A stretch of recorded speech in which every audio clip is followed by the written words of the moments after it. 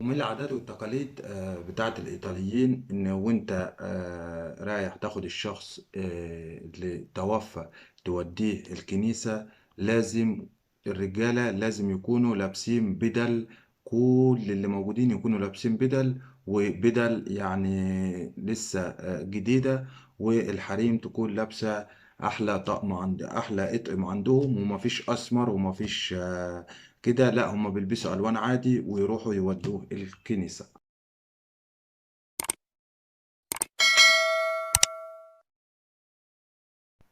الناس دو ستايل: مناخير، لوكيو عينين، لوكيو لوريكيو الودان، لا بوكا بقك،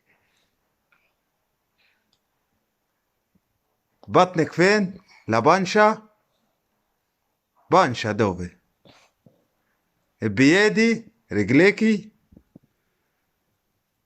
امانو الايد، امانو دوبي. نو questa è dita دوبي، صباع، صباع دوبي.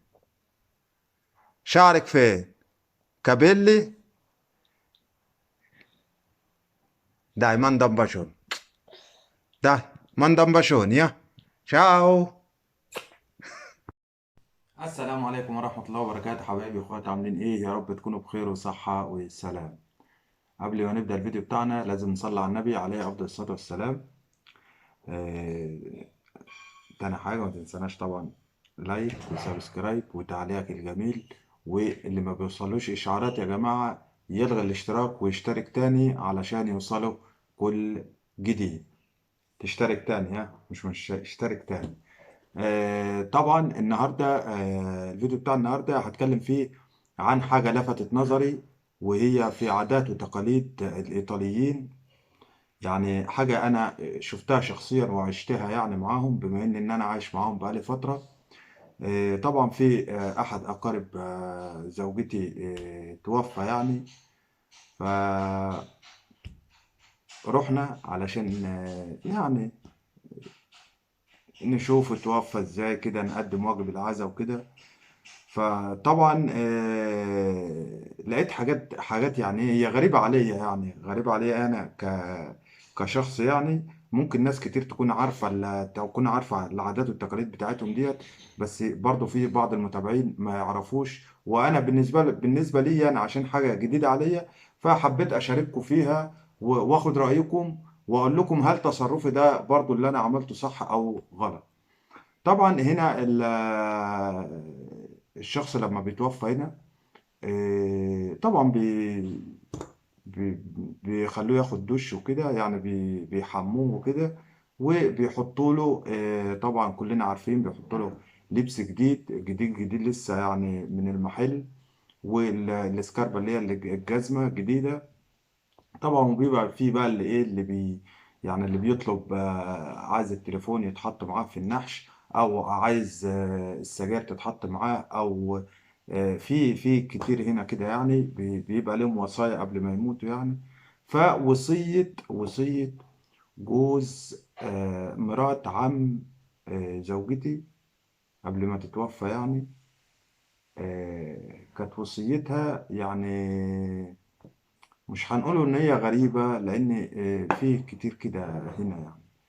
طبعا اول حاجة من الوصية بتاعتها ان هي يحرقوها. فانا سألت زوجتي قلت لها طب ليه يحرقوها؟ طب ما تدفن عادي. قالت لي عشان هي مش عايزة تزعج الاهل. حتى وهي متوفية مش عايزة تزعج حد يعني. عشان لو راحت مثلا حطاها في مقابر ولا كده، بيدفعوا لها على السنة 400 اورو او 500 اورو حسب، غير المية والنور والحاجات دي يعني كل سنة يعني. وده غير لما يروحوا يزوروها مثلا كل شهر ولا كل اسبوعين، بياخدوا لها ورد ويرووا الزرع ويروحوا يبصوا عليها وكده. فهي طبعا ايه، قالت انا مش عايزه مش عايزه اتعب حد، ولا حد يجي لي، ولا حد يدفع لي حاجه. عايزه اللي يعني هي ملهاش الا بنت وحيده وجوزها. قالت عايزاهم يعيشوا كده، يعيشوا حياتهم وخلاص، انا توفيت وخلاص. انتوا بس وصت بنتها لما توفى ودوني الفرن اتحرق، وهاتوا البرطمان اللي هو البقايا بتاعتي حطوه في الأوضة بتاعتي هنا في البيت.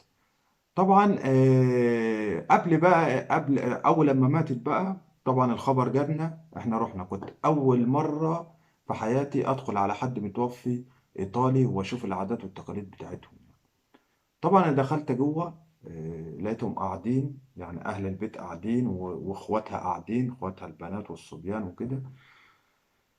دخلت سلمت ودخلت على الأوضة جوه. طبعا مراتي دخلت قدام على الأوضة جوه، بما إن أنا معرفش أي حاجة في أي حاجة ونظامهم هنا يعني.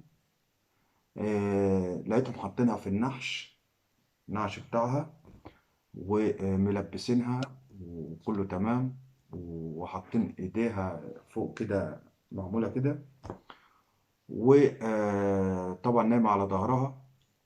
وأي حد يدخل جوه لازم يسلم عليها على وشها، يعمل لها كده على وشها. فطبعا انا بالنسبه لي انا يعني انا ما عملتش بصراحه. يعني هم دخلوا، مراتي بتقول لي سلم، قلت لها لا مش هسلم، لان انا بكش من الحاجات ديت. قلت لها ايه، انت تحمد ربنا ان انا دخلت عليها وهي موجوده كده. فطبعا في 4 كراسي، كرسيين هنا وكرسيين هنا، اللي يدخل يقعد اقل شيء تقعد معاها جوه تلت ساعه.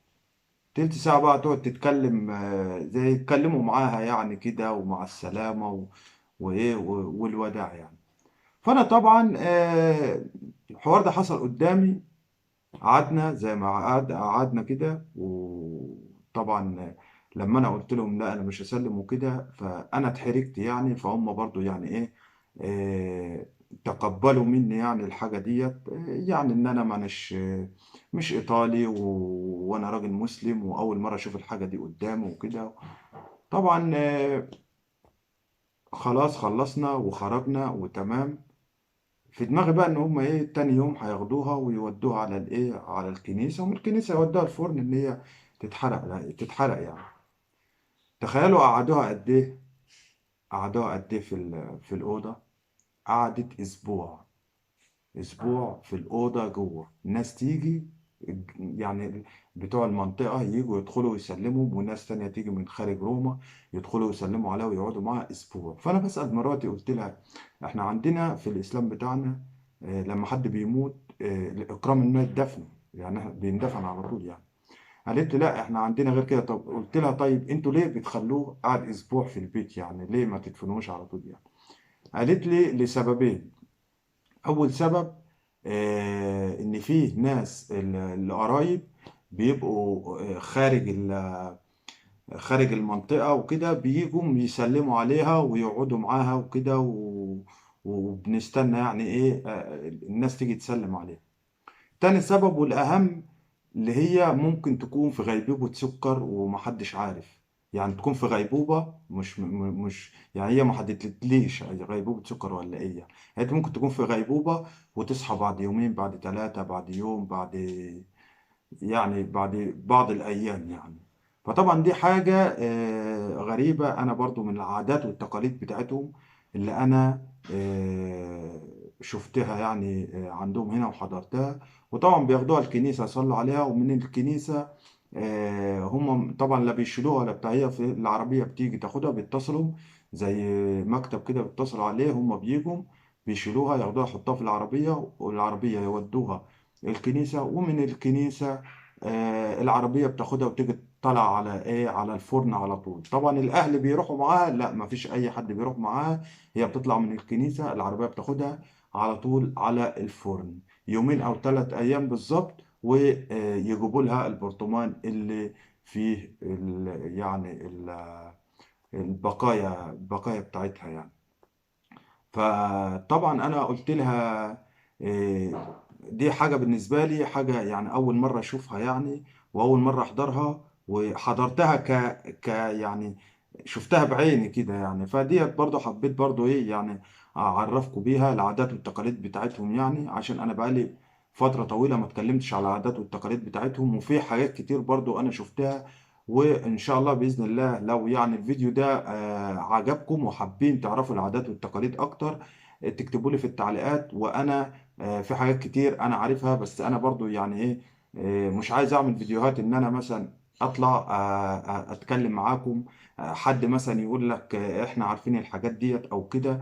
انا عايز برضو ايه رأيكم في التعليقات، ان انا اكمل لكم سلسلة الفيديوهات. يعني كل اسبوع كده ممكن ننزل لكم فيديو العادات والتقاليد بتاعتهم، وبيعملوا ايه وبيسووا ايه وبيروحوا فين وبيجوا منين. وبكده يكون الفيديو بتاعنا النهاردة خلص. ودي حاجة حبيت اخد رأيكم فيها، وتقولوا لي برضو هل تصرفه ده كان صح ام غلط. وما تنسوناش دايما في لايك والسبسكرايب وشير شير شير شير يا جماعة، عشان اللايكات قليلة جدا جدا جدا جدا. وانتظرونا في فيديو جديد. السلام عليكم.